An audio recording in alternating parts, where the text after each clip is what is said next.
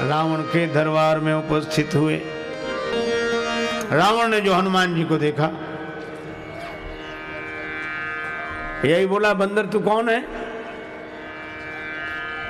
कई के बल बन घालिस खींचा, किसके बल पर ये बगीचा उजाड़ा?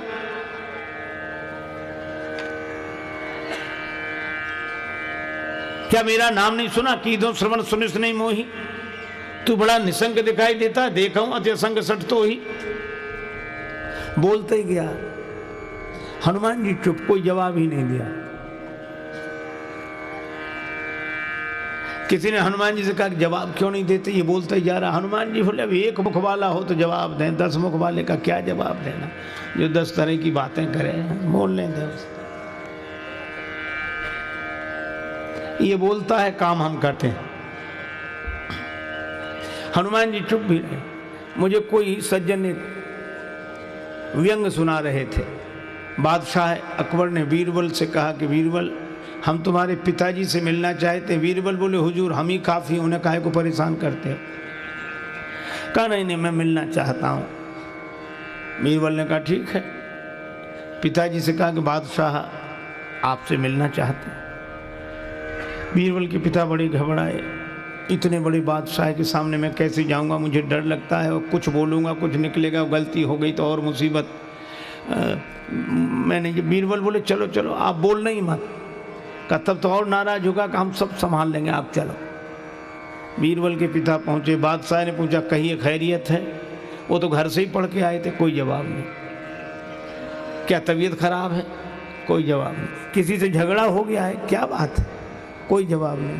तो बादशाह खींच गया तो व्यंग करते हुए बीरबल से बोला कि बीरबल, किसी मूर्ख से पाला पड़ जाए तो क्या करना चाहिए? किसी मूर्ख से पाला पड़ जाए तो क्या करना चाहिए? बीरबल बोले, हुजूर जो हमारे पिताजी कर रहे हैं।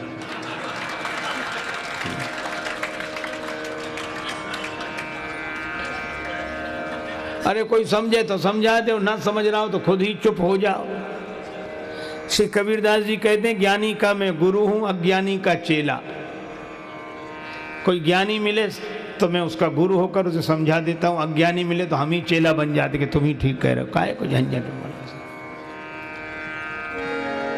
हनुमान जी इसलिए नहीं बोले, पर रावण बोलता जा रहा था। रावण ने पूछा कौन है तू? किसके बल पर बगीचा उजाड़ा? क्या मेरा नाम नहीं सुना? बड़ा निसंग दिखाई देता है। बोलता ही गया। अंत में हनुमान जी ने कहा, जाके बल लवले सते जिते चराचर झारे। रावण, जिसके बल पर तुमने इतनी सफलताएं पाई हैं, मैं उन्हीं सर्वशक्ति संपन्न श्री राम जी का दास हूं, जिनकी भार्या माता मिथिलेश नंदनी का तुमने हरण किया है। और तुम कहते हो कि मैंने बगीचा क्यों उजाड़ा? फल क्यों खाए? खाए फल प्रभु लागी भूखा। भूख लगी थी इसलिए फल खाए। और बगीचा क्यों उजाड़ा? कभी स्वभाव ते तोरिस रूखा। यह तो हमारा स्वभाव है। व्यंग क्या था कि हमने बगीचा उजाड़ दिया तो तुम इतने परेशान हो रहे हो। पर ये संसार दुनिया जिसे तुमने उजाड़ दिया, यह भी तो भगवान का बगीचा है। भूखा बंदर फल खा ले तो अपराध है, और सोने की लंका का स्वामी भरा पेट राजा सारी दुनिया को खा जाए तो अपराध नहीं है। ये देश धेनु तुझ पावई, नगर गांव पुर आग लगावई। तुमने सब जगह आग लगवा दी, नष्ट करा दिया। ये भी तो भगवान का बगीचा था।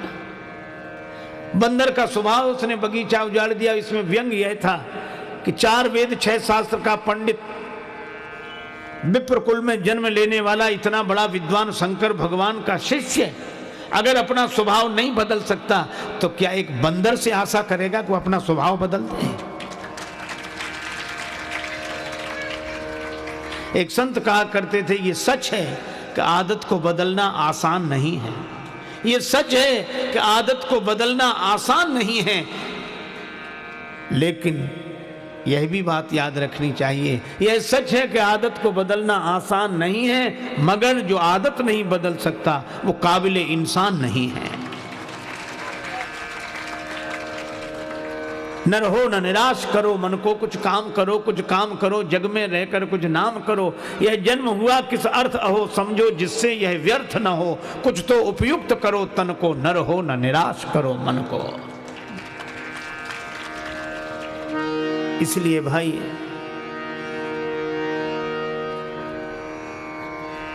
हनुमान जी ने कहा कि तुम्हें दूसरे के दोष दिखते हैं, अपने नहीं। अब मैं एक प्रार्थना कर रहा हूं, हाथ जोड़े विनती करो जोरी कर रावण। और क्या कहा? अभिमान छोड़ दो। और अभिमान छोड़ने की बात वही कह सकता है जो पहले खुद अभिमान छोड़े। हनुमान जी कहते हैं हम तुम्हारे हाथ जोड़ते हैं, विनती करो जोरी कर रावण। सुनो मान तज मोर सिखावन, अभिमान छोड़कर मेरी बात सुन लो। तुम अपने कुल का विचार करो, उत्तम कुल पुलस्त कर नाती। अरे भ्रम छोड़कर भगवान का भजन कर। राम जी के चरणों को हृदय में रख ले। अच्छा, एक कितनी सुंदर बात हनुमान जी ने कही। हनुमान जी ने कहा कि रावण तेरा दिमाग तो ठीक है, बौद्धिक क्षमता तो 10 गुनी है, 10 सिर हैं तेरे, पर दिल खराब है। अच्छा, यह समस्या बड़ी जटिल है। अगर आज भी देखो तो शिक्षा ने ऐसा कमाल किया है कि हमारी बौद्धिक प्रतिभाएं बढ़ गई हैं। हम बौद्धिक स्तर पर बहुत प्रतिभावान हो गए, इंटेलिजेंट हो गए, लेकिन समस्या यह है कि संतुलन बिगड़ गया है। बौद्धिक क्षमता तो 10 गुनी है रावण के पास, पर दिल खराब है। आज हमारा भी दिमाग तो ठीक है, दिल खराब है। समझते तो हम सही हैं। अच्छा, जब कोई बात सही समझ में आती तो सिर हिलता है कि नहीं? जब कोई कहते बात ठीक है तो ऐसे कहते हाँ ठीक है, मतलब सिर स्वीकार कर रहा है कि बात ठीक है। पर बाहर से सिर स्वीकार करता है, भीतर बैठा मन वो कहता तुम कितनी सिर हिलाओ, मानना तो हमें है। समस्या असल में समझ की नहीं है। अच्छा, आज कौन ऐसा है जो समझता ना हो? अच्छा चलो, हमेशा से लोग समझते रहे हैं। अच्छा चलो, आपको एक उदाहरण दूं। हित अनित पशु पक्षी जाना, पशु पक्षी भी समझते हैं। आप किसी कुत्ते को रोटी डालो, चाहे पालतू हो चाहे फालतू, हाँ? प्रयोग करके देखना। गांव में प्रायः यह दृश्य दिखाई देता है। जैसे ही आप कुत्ते को रोटी डालते हो तो कुत्ता ऐसे ही रोटी नहीं खाता। पहले रोटी की तरफ देखेगा, फिर रोटी देने वाले की तरफ देखेगा, फिर 2 पांव से खड़ा हो जाएगा, फिर बैठेगा, फिर पूंछ हिलाएगा। वो अपनी तरह से धन्यवाद देता है, पूंछ हिलाकर रोटी देने वाले को कृतज्ञता के भाव से देखता है। फिर एक पांव पर रोटी रखेगा, दूसरे से दबाएगा, फिर तोड़कर खाएगा, और रोटी जहां डालोगे वहीं खाएगा। अच्छा, वही कुत्ता वही रोटी अगर चुराए तो वहीं खाएगा जहां चुराई है उसने। कभी भी देख लेना, आप रोटी डालोगे तो वहीं खाएगा जहां आपने रोटी डाली है, और रोटी अगर चुराएगा तो दुम हिलाएगा नहीं, दुम दबाएगा, और 3 मकान बाद किसी गली में छिपकर खाएगा।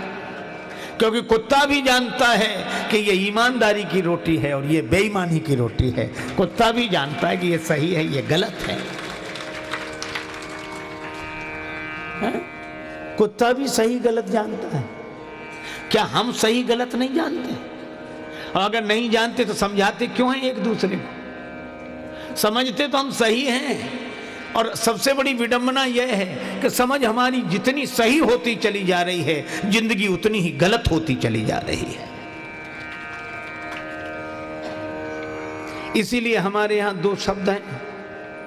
देखो, एक बात याद आ गई। भगवान श्री कृष्ण ने दुर्योधन से कहा कि पांडव संतोषी हैं, 5 गांव दे दो। दुर्योधन ने कहा सूची अग्रम नैव दास्यामि बिना युद्धेन केशव, सुई की नोक के बराबर जमीन भी बिना युद्ध के नहीं दूंगा। भगवान श्री कृष्ण ने कहा यह धर्म है। दुर्योधन बोला मैं कब कहता हूं कि यह धर्म है, मैं तो कह रहा हूं अधर्म है।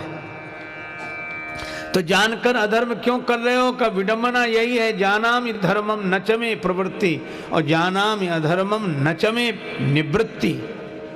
केनापि देवेन हृदय स्थितेन यथा नियुक्तोस्मि तथा करोमि।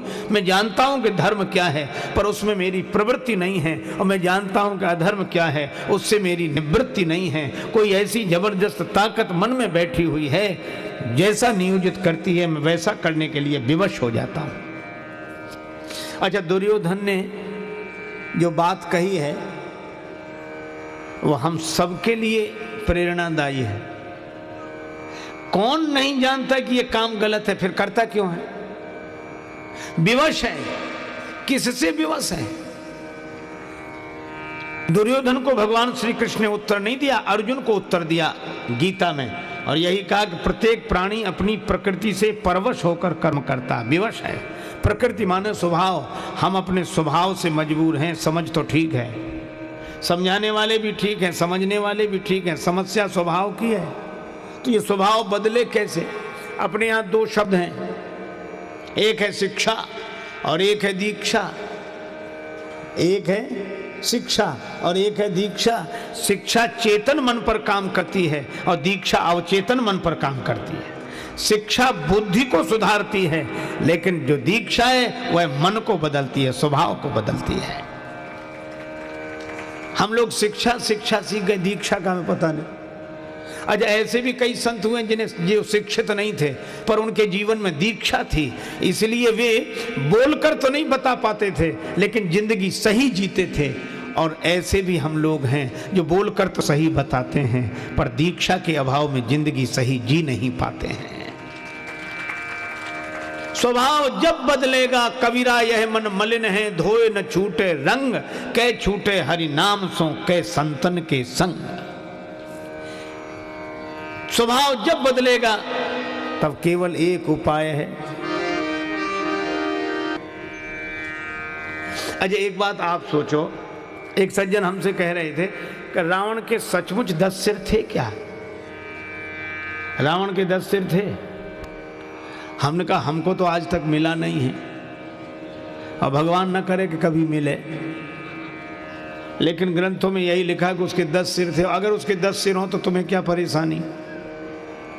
का परेशानी यह है कि जब उसके 10 सिर थे तो एक सिर बीच में रहता होगा, 5 सिर एक तरफ, 4 सिर एक तरफ, तो जिधर 5 सिर होंगे उधर वजन ज्यादा होगा, जिधर 4 सिर होंगे उधर वजन कम होगा। तो उसकी गर्दन का बैलेंस कैसे ठीक बैठता होगा? तो टेढ़ी रहती होगी, वो तो टेढ़ी रहती होगी।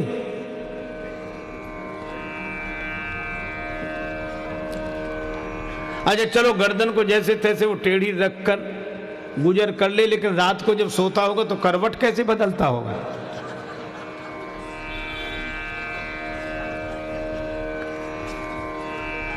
देखो भैया, एक महात्मा ने उत्तर दिया कि वो सीता माता का हरण करने गया तो एक सिर बना लिया था, ऐसे ही 10 सिर परेशान करते हो तो एक सिर बना लेता होगा। पर तुलसीदास जी क्या कहना चाहते हैं कि रावण को ज्ञान तो है लेकिन उसका ज्ञान गया कहां? इधर 5 सिर, इधर 4 सिर और गर्दन टेढ़ी। इसका मतलब रावण का ज्ञान अपने जीवन में नहीं उतरा। रावण का ज्ञान इधर उधर वालों के लिए, इधर वालों के लिए, उधर वालों के लिए, अपने लिए नहीं। और जो इधर उधर वालों को ज्ञान देते रहते उनकी गर्दन अभिमान के कारण टेढ़ी ही रहती है और वे करवट क्या बदलेंगे? न सुख से सोते हैं न दूसरे को सोने देते हैं। अच्छा देखो भाई, गर्दन टेढ़ी रहेगी तो ज्ञान जीवन में कैसे उतरेगा? जैसे आप गर्दन बिल्कुल सीधी रखेंगे तो यहां से जो जल छोड़ेंगे वो इधर जाएगा, और गर्दन टेढ़ी रखेंगे तो इधर कैसे जाएगा? इधर गिरेगा, उधर करोगे तो उधर गिरेगा। तो ये टेढ़ी गर्दन वालों का ज्ञान अपने लिए होता ही नहीं है, इधर उधर वालों के लिए होता है। और हनुमान जी का ज्ञान, सिर में ज्ञान है और हृदय में भगवान है। जासु हृदय आगार बसई राम सरचाप धर। जहाँ सिर और उर एक हो जाएं, जहाँ शिक्षा और दीक्षा एक हो जाएं, जहाँ समझ और स्वभाव एक हो जाएं, तो जिंदगी धन्य हो जाती है। वही जीवन का सुंदर कांड है। तो ये स्वभाव कैसे सुधरे? पढ़ने लिखने के बाद भी नहीं सुधर रहा है। हनुमान जी बोले राम चरण पंकज उर्धरहु, लंका अचल राज तुम करहु।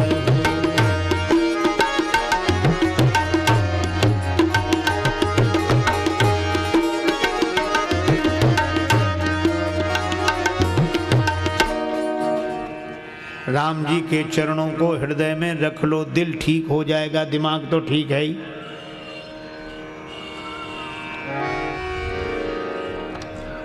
रावण बोला कि आज तक ये हमें किसी ने नहीं समझाया, तुम ही एक मिले हो।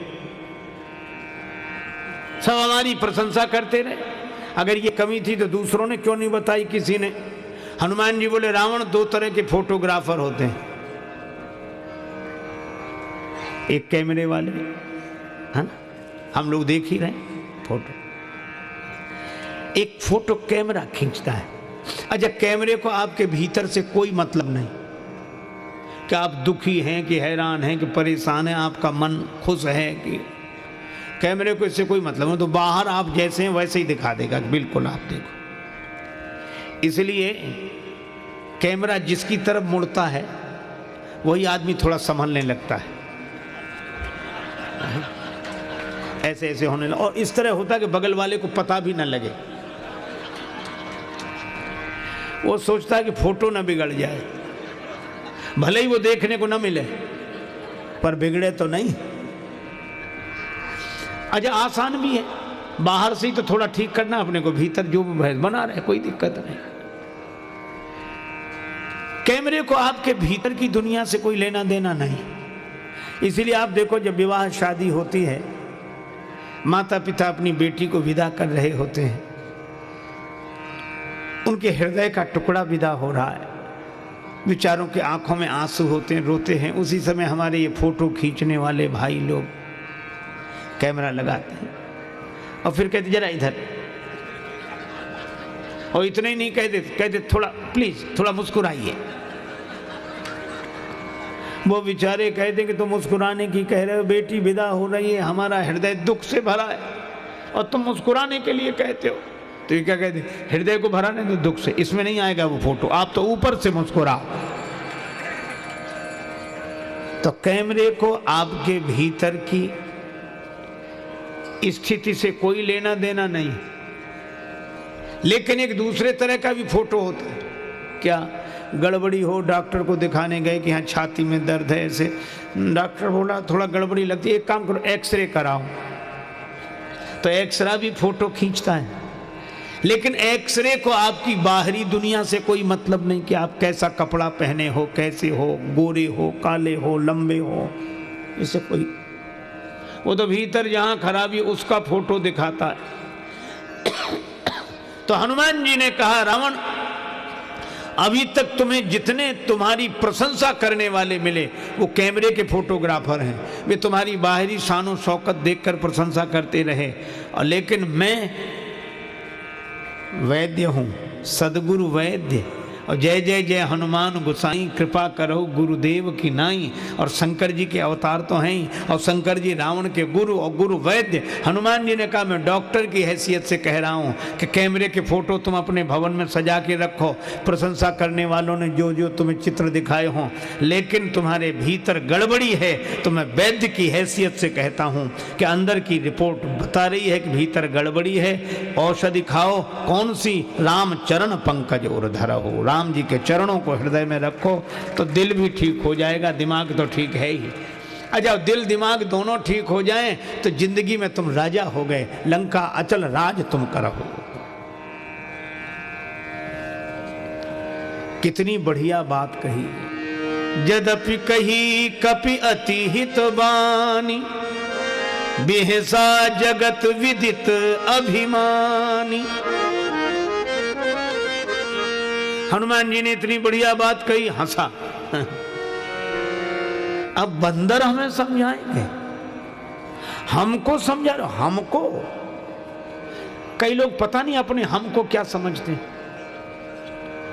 जैसे कहें हमसे क्यों, हम कितने मर गए ये हम करके। रावण बोला हमको,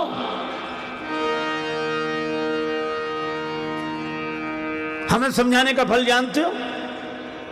हनुमान जी ने कहा क्या है?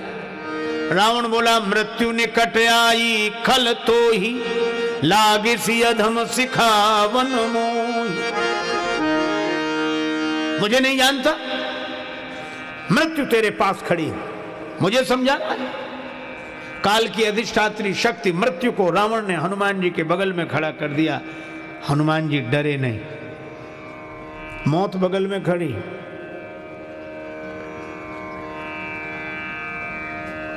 रावण बोला मौत तुम्हारे बगल में खड़ी है, डर नहीं रहे हो?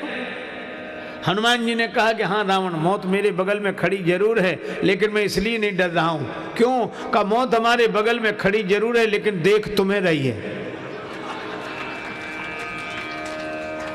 रावण बोला हमें देख रही है तो तुम्हारे बगल में क्यों खड़ी है? हनुमान जी बोले हमसे तो पूछने आई है कि रावण का अभी मामला साफ करना है कि बाद में? हम तो उसे रोके हुए हैं।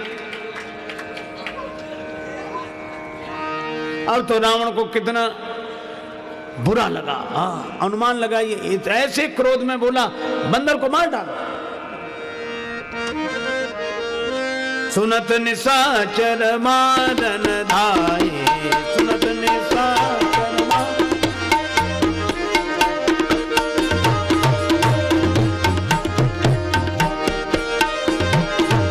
मारन धाये, सुनत निशाचर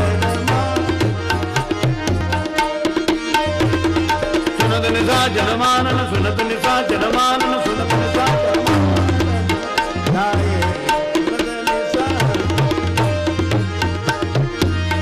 सचिवन सहित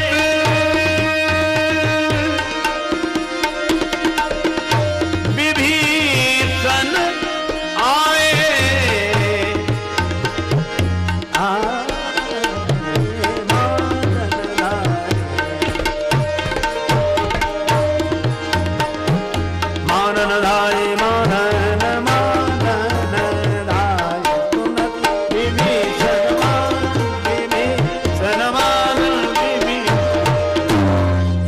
निशाचर मारन धाये। रावण ने कहा बंदर को मार डालो, राक्षस मारने के लिए दौड़े। हनुमान जी डरे नहीं। जिसके रक्षक हैं श्री राम उसे कोई मार नहीं सकता। प्रभु जगन्नाथ का भक्त जगत से हार नहीं सकता। प्रभु जगन्नाथ का भक्त जगत से हार नहीं सकता।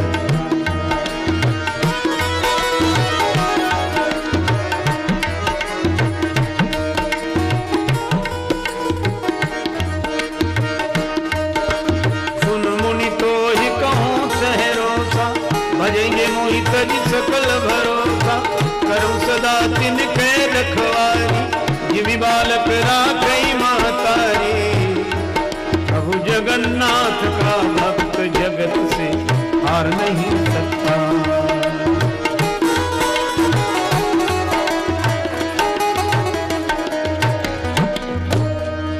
राक्षस मारने के लिए दौड़े। हनुमान जी ने मन ही मन सोचा कि हमारे साथ हैं भगवान, तू अकेला नहीं प्यारे, राम तेरे साथ में। रावण अगर राक्षसों को मारने के लिए भेज रहा है तो कोई बचाने वाला आएगा, और बचाने वाले आ गए। कौन? श्री विभीषण जी। विभीषण जी ने कहा और कोई सजा दे दो, ये नीति के विरुद्ध है, दूत का वध नहीं करना चाहिए। रावण बोला अंग भंग करी पठाइए बंदर, बंदर के अंग भंग कर दिए जाएं। हनुमान जी ने सोचा कि अंग भंग करने का आदेश रावण ने दिया है, लेकिन अंगों का नाम तो लिया नहीं, पता नहीं कौन से अंग भंग किए जाते हैं। और कहीं अंग भंग करते समय रावण को अपनी बहन शूर्पणखा की याद आ गई कि उसके नाक कान कटे थे, तो बंदर के भी नाक कान काटो। तो तो क्या हम नाक कटा कर जाएं? भगवान ने हमें यहाँ भेजा है तो क्या राक्षसों के द्वारा नाक कटा कर जाएं? कितना सुंदर संकेत है सुंदरकांड का। हनुमान जी कहते हैं भगवान ने हमें भेजा है तो क्या राक्षसों के द्वारा नाक कटा कर जाएं? आप भी यही सोचेंगे, हम लोगों को भी दुनिया में भगवान ने भेजा है तो क्या इन विकारों के द्वारा अपनी नाक कटा कर जाएं तो क्या भगवान को मुंह दिखाने लायक रहेंगे?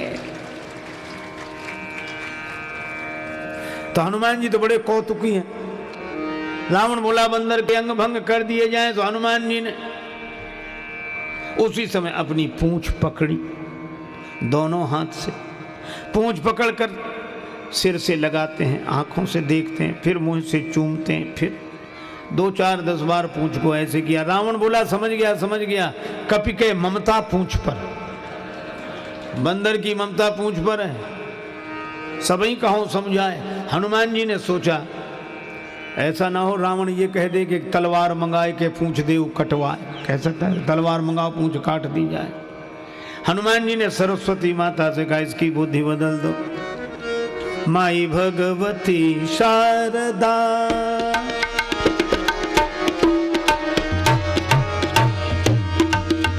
माई भगवती शारदा शारदा शारदा शारदा भगवती शारदा जय मलाल वाहिनी महारानी वीणा पान सकल सुखानी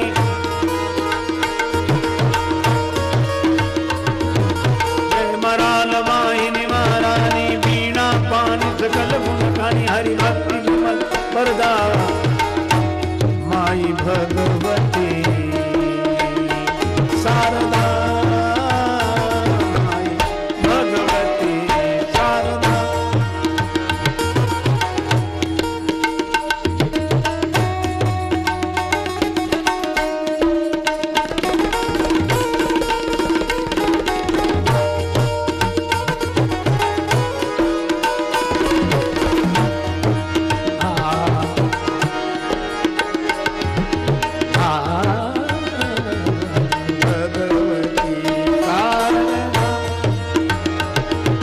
भगवती शारदा शारदा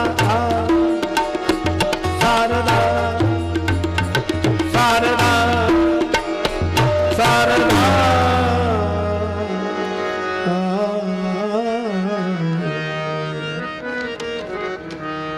सरस्वती माता की प्रार्थना मानो हनुमान जी ने मन ही मन की।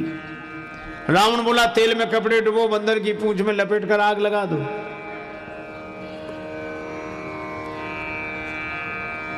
बचन सुनत कपि मन मुस्काना, भई सहाय सारद में जाना। सरस्वती जी ने सहायता कर दी। आज आप देखो समापन सभा का यह सत्र भी समापन की ओर है, इसलिए समापन में एक महत्वपूर्ण बात सुन लो। रावण को हनुमान जी की पूंछ से चिढ़ क्यों है? हर युग का यही सत्य है। आइए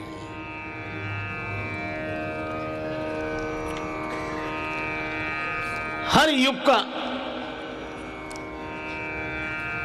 यही सत्य है। अगर देखा जाए तो सारी दुनिया में समस्या ही पूंछ की है। पूंछ शब्द के 2 अर्थ होते हैं। अंग विशेष को तो पूंछ कहते ही हैं, पर प्रतिष्ठा को भी पूंछ कहते हैं। जब कोई किसी की प्रशंसा करता है तो यही कहता है अरे इन्हें साधारण आदमी समझते हो, इनकी बड़ी पूंछ है। यही तो पूंछ है। कई बार तो लोग कहते हैं इनकी यहां से लेके वहां तक पूंछ है।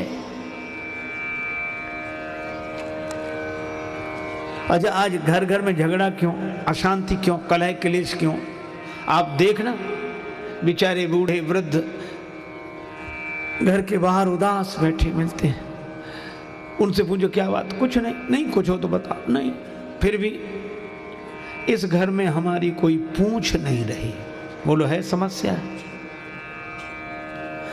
कहते हमारी कोई पूछ नहीं रही, कोई पूछता ही नहीं। पिता कहता हमारी पूछ नहीं रही, और बेटे से कहो तो पिताजी ने आज तक हमसे पूछ कर कुछ किया है? लोग कहते भी उनके घर गए, चाय की कौन कहे, पानी तक के लिए नहीं पूछा। सब के सब परेशान है, हमारी पूछो, और सबसे पहले हमें पूछो, फिर किसी को पूछो, चाहे मत पूछो। बोलो है झगड़ा पूछ का कि नहीं?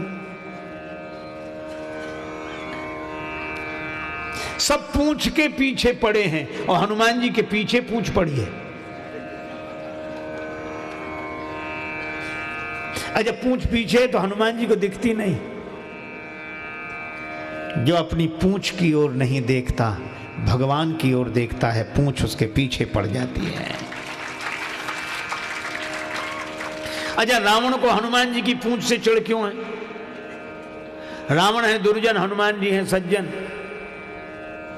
हर युग का सत्य है, कभी भी किसी दुर्जन को किसी सज्जन की बढ़ती हुई प्रतिष्ठा की पूछ सहन नहीं होती। रावण को यह लग रहा है कि इनकी पूछ, और हमारे यहां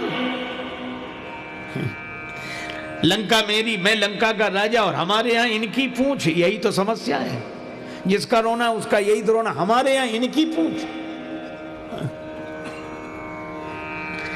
तो क्या करता है? जला देना चाहता है। और जला क्यों देना चाहता है? जलने वाले तो जलाएंगे ही। ईर्ष्या की आग जिनके मन में लगी है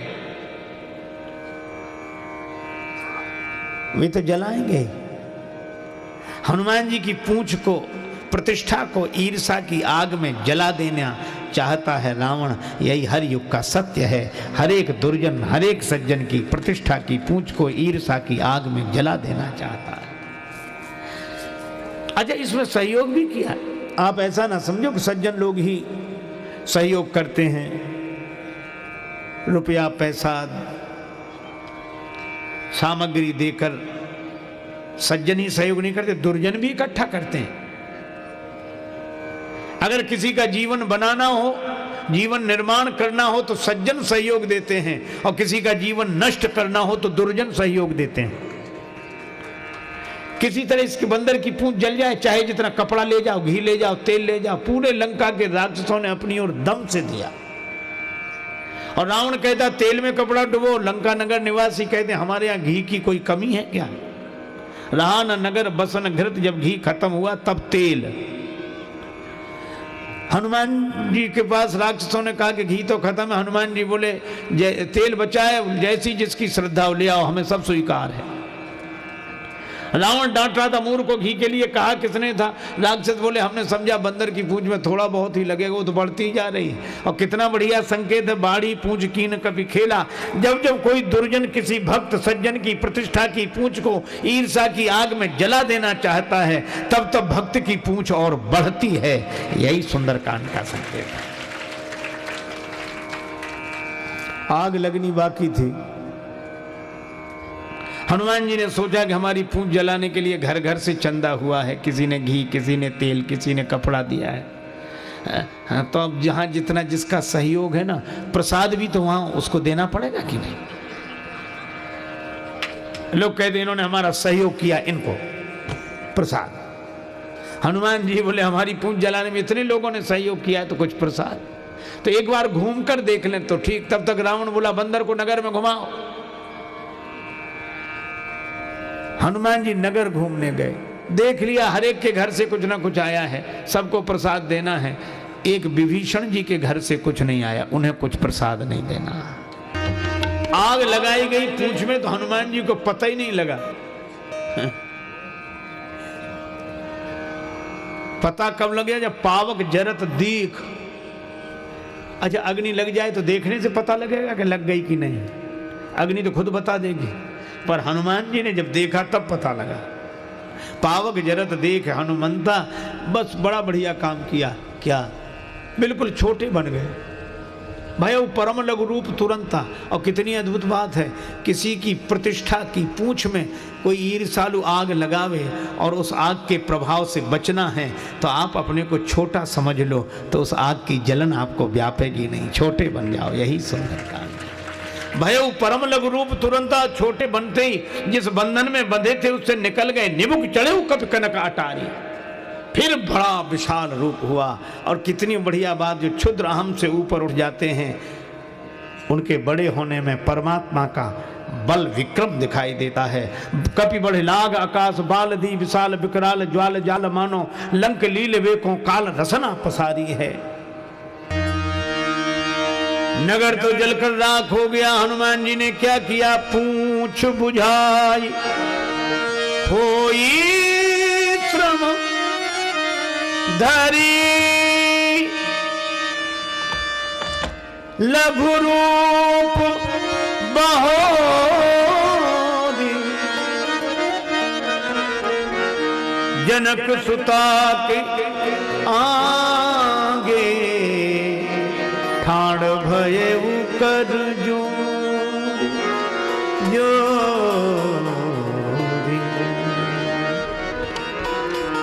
श्री हनुमान जी महाराज जानकी माता के सामने छोटे बनकर पहुंच गए। इतना बड़ा काम करके आए पर माता के आगे छोटे बनकर। जानकी माता ने कहा कि बेटा मुझे बड़ी चिंता हो रही थी, लंका जल गई पर तुम्हारी पूंछ का बाल भी नहीं जल। पूंछ जलने की कौन कहे, कौन सा जादू राजेश भरा हंसी पूछती हैं मिथिलेश दुलारी।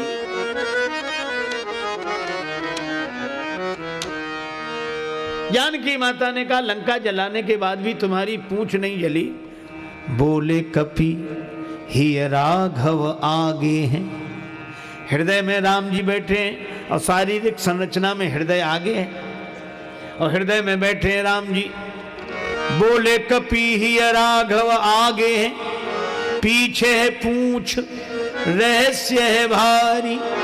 वानर को भला पूछता कौन, श्री राम के पीछे है पूंछ हमारी। आगे हृदय में बैठे हैं राम जी, पीछे हमारी पूंछ है। अर्थ सीधा सा है कि राम जी के पीछे ही तो हमारी पूंछ है, नहीं तो कौन पूछता। और कितनी अद्भुत बात है, जो राम जी को हृदय में प्रतिष्ठित कर लेता है उसे पूंछ के पीछे नहीं पड़ना पड़ता, पूंछ उसके पीछे पड़ जाती। जानकी माता ने कहा फिर भी हनुमान यह तो तुम्हारी विशेषता है, लेकिन विनम्रता से ऐसा बोल रहे हो, फिर ये लंका तो सोने की, यह तो जलनी नहीं चाहिए आग में। सोना कहीं आग में जलता है? हनुमान जी बोले साधारण आग लगी होती तो लंका न जलती। कौन सी आग लगी थी? पावक देहु लगाए, पावक जरत देखे हनुमंता। ये बार बार पावक क्यों कहा जा रहा है? हनुमान जी ने कहा इसलिए क्योंकि जो अपराध भगत कर करई, राम रोष पावक सो जरई। ये भगवान के क्रोध रूपी पावक में लंका जली है। जो निर्दोष और जो असहाय असमर्थों के घरों में आग लगवा दे। रावण ने यही किया, जय जय देश धैनु दुज पावई, नगर गांव पुर आग लगावई।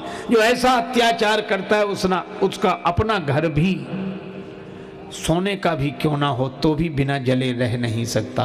यह संकेत है। अजय एक अद्भुत बात, हनुमान जी महाराज ने कहा कि पावक ने लंका जलाई। आपका भगवान का क्रोध ही पावक है। सीता मैया बोली तो आग तो अपने पराये को नहीं देखती, जो आ जाए उसी को जला देती है। हनुमान जी ने कहा कि माता उस पावक में जलाने की शक्ति है पर बचाने की भी शक्ति बैठी थी। आग में बचाने की शक्ति कौन? हनुमान जी ने कहा कि माता श्री राम जी ने आपसे ही तो कहा था तुम पावक मह करहो निवासा, तो आप भी तो उस पावक में बैठी हुई थी, इसलिए मैं बच गया। मुझको तो आपने बचाया, आपकी कृपा ने। और जैसे पावक में रहकर आप नहीं जली तो मैं कैसे जलता? जानकी माता बोली मैं तो प्रभुपद ही धरी अनल समानी, इसलिए नहीं जली। भगवान के चरणों को हृदय में रखकर आग में बैठ गई, पावक में बैठ गई। हनुमान जी बोले माता आप भी जानती थी कि मुझे भी पावक का सामना करना पड़ेगा, इसलिए आपने पहले ही कह दिया रघुपति चरण हृदय धरी तात मधुर फल खाओ। मैं भी राम जी के चरणों को हृदय में रखे हुए था। हनुमान जी महाराज राम जी को संदेश देते हैं,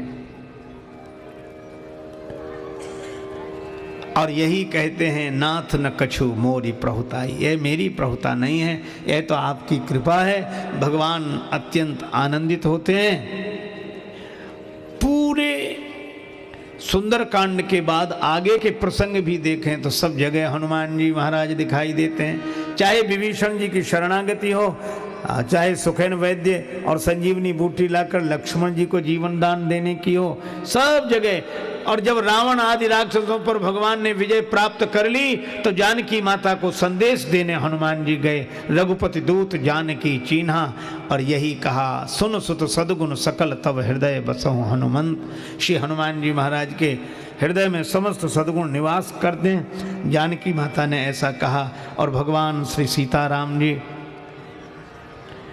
वानरों के साथ श्री लक्ष्मण जी के संग अयोध्यापुरी लौटे। विभीषण को राजा बनाकर, पर विभीषण जी भी संग आए। अयोध्या में श्री भरत सोच रहे हैं भगवान को आना आज ही था। अवधि यही है अवधेश बचनों की, और अवधि यही है अवधेश पद पाने की। अवधि यही है प्रभु के अवध आने की, न आए तो अवधि है हमारे प्राण जाने की। और उसी समय हनुमान जी ने कहा, रिपुरण जीत सुजस सुरगावत,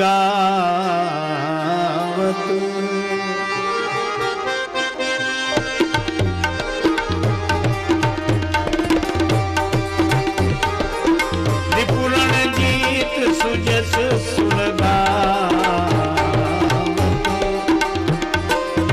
सीता सहित अनुज प्रभुआ,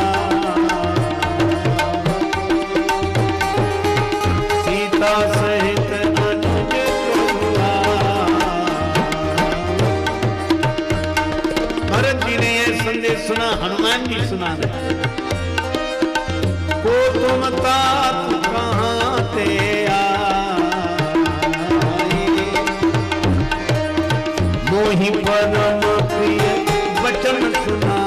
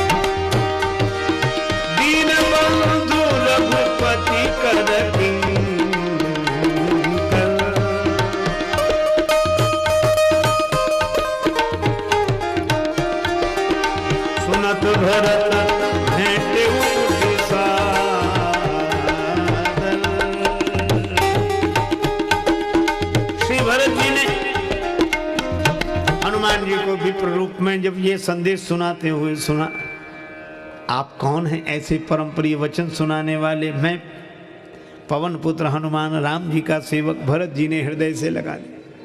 हृदय से लगाने के बाद भरत जी बोले, हनुमान जी आप सचमुच हनुमान जी?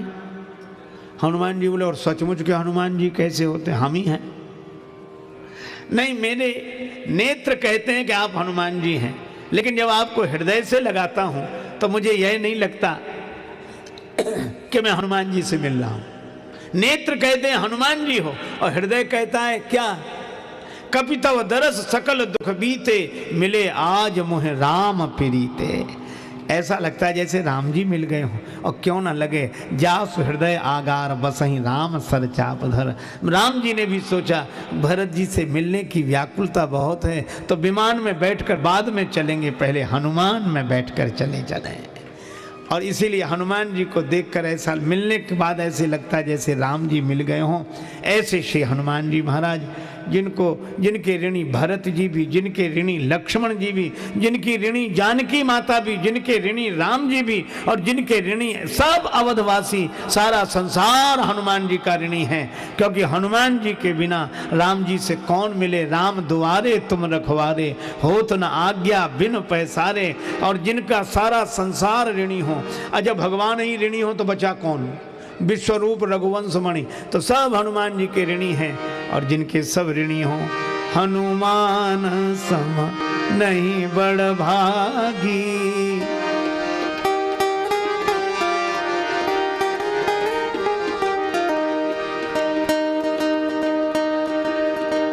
नहीं को राम चरण अनुरागी।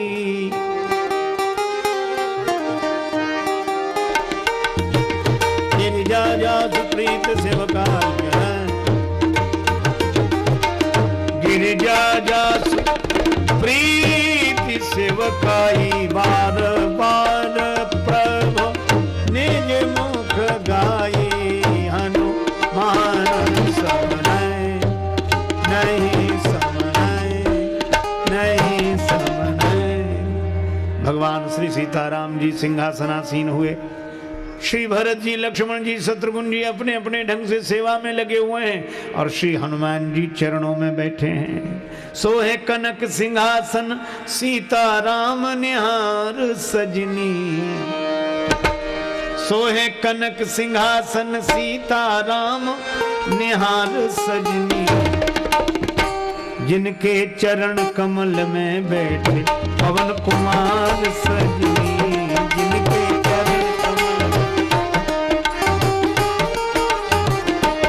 चापे चरण नयन बरसावे प्रेम रस धार सजनी। चापे चरण नयन बरसावे प्रेम रस धार सजनी। शिव जी दास भाव हित लिए स्वयं अवतार सजनी। शिव जी दास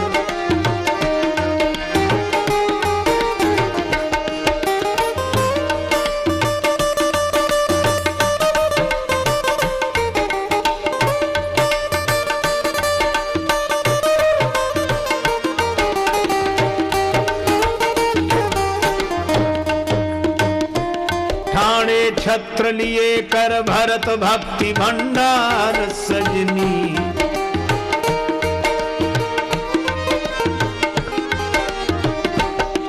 रिपु दमन डुलावे चमर होए बलिहार सजनी। लीने लखन लाल कर विजन करत है बयार सजनी। बाबा तुलसी प्रेम से जय जय रहे उच्चार सजनी। बाबा तुलसी प्रेम से जय जय रहे। विनती करत दीन राजेश बारंबार सजनी।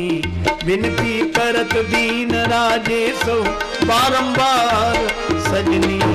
हमरे हृदय कमल मह बसे जुगल सरकार सजनी। हमरे हृदय कमल मह बसे जुगल।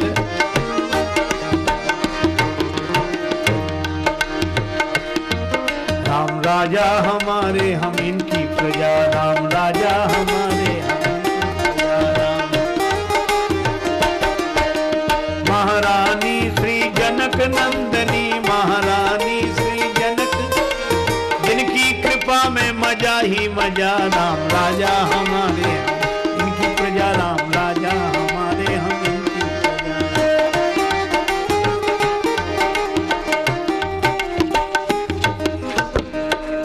भरतादि अनुज विभीषणांगद हनुमदादि समेत ते कहें गहे छत्र चामर व्यजन धनु असी।